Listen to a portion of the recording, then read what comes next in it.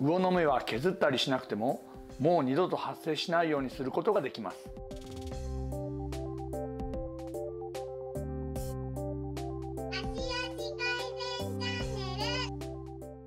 皆さんこんにちは。足の専門家中島武史です。このチャンネルでは足のさまざまな悩みを解消したいという方にとって重要な目から鱗の情報をお届けしていきます。今回のテーマは魚の目。魚の目に困っている方は大変多いのではないでしょうか。薬を塗って何とかしようとしたり削ったり、それでも何度も発生して挙句皮膚科に行って手術をしようかと思っている方もおられるのではないでしょうか。しかし魚の目は実は手術などをしなくてももう二度と発生しないようにすることができるのです。では今回の内容です。まずどうやって魚の目をできなくするのか、そしてそれには歩き方を変えることが重要になるのですが、どんな歩き方をすれば魚の目は発生しなくなるのか、どれぐらいそれをやり続ければいいのか、この辺りについてお伝えしていきます。今回の動画をご覧になることであなたは魚の目の発生するメカニズムを知り、魚の目ができない歩き方というのを習得することで魚の目のできる足とさよならすることができます。どうやって魚の目を発生しなくするかできなくするかについてですが、これは歩き方を変えることで魚の目は発生しなくなり、しかも今できている魚の目も消えていきます。魚の目ができてしまった方はどうやって削ろうかどうやって取ろうかとばかり考えがちです。しかし魚の目は原因があってできているものなので、魚の目のどれぐらい深くまで削るか、どういう削り方をするかということはそれほど関係がなく、原因をなくしてしまわなければまた同じような状態になってしまうのです。例えば液体窒素などで凍らしてしまって根こそぎ取るというやり方があったりします。まずこの液体窒素、そもそもおすすめしないのは大変痛いです。激痛でその激痛に耐えてもう二度とできなくなればいいのですが、魚の目は原因がある限りまたもう一度同じような状態には戻ります。なのでそれを繰り返すということになります。液体窒素に限らず何せ芯ごと取れればいいんじゃないかと思っておられる方も多いと思いますが、これも的を得ていません。なぜかというと魚の目は芯から発生して大きくなるのではなく、ひどくなるとどんどん中に芯ができていくという類のものだからです。そうすると芯を取ってもまたどんどん芯ができてくるという形になるので、これは結局同じことになるのです。それに対して魚の目は歩き方が原因で発生しています。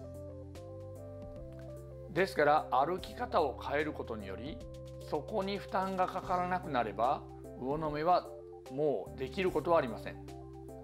しかも負担がかからなければ新陳代謝とともにその魚の目、今できている魚の目自体もどんどん消えていくことになっていきます。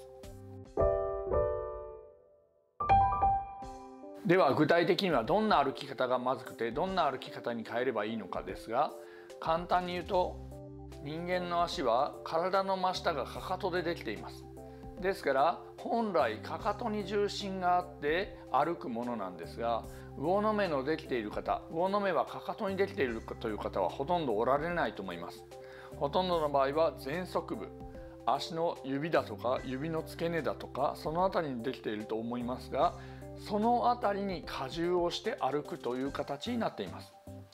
ですから体全体で言えば前傾をしているということですね。ということは今魚の目で困っている方はその前傾で歩くのをやめて後傾ではなくて構いません。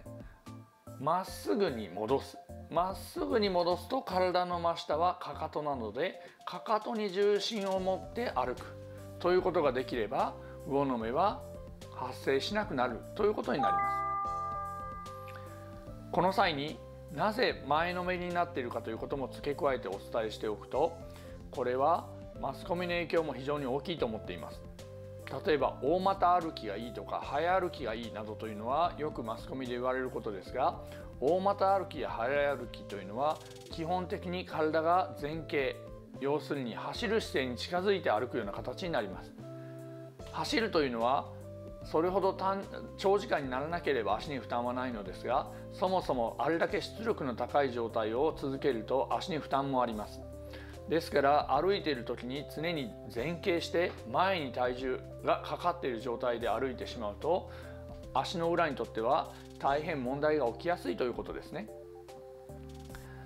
なんとなく元気に歩いている感じがする、快活な感じがすると思いがちですが、体は基本まっすぐに立ててかかとを軸として歩くのが重要です。ではその歩き方をどれぐらいすればよいのか。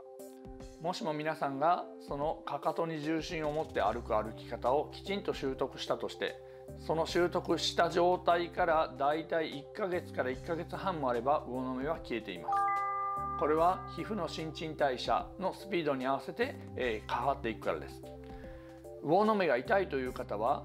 かかとに重心をとって歩けるようになった時点で魚の目の痛みは感じないはずです。なぜなら前に荷重することはないからです。いかがでしょうか。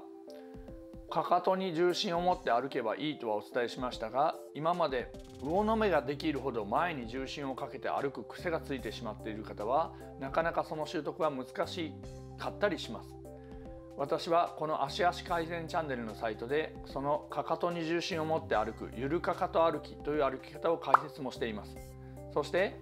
こちらにあるような著書も書いています。そちらをご覧いただいて学んでいただければ良いのですが、ただ癖がついてしまった方はなかなかそれだけでは難しい場合もあります。その場合は私が指導したゆるかかと歩き指導資格を持つ先生を頼っていただくと、その先生は皆さんを正しい歩き方、魚の目のできない歩き方に導いてくれます。魚の目は正しい歩き方をしている限りもう二度と発生しません。ぜひそんな生活を手に入れるために頑張ってみてください。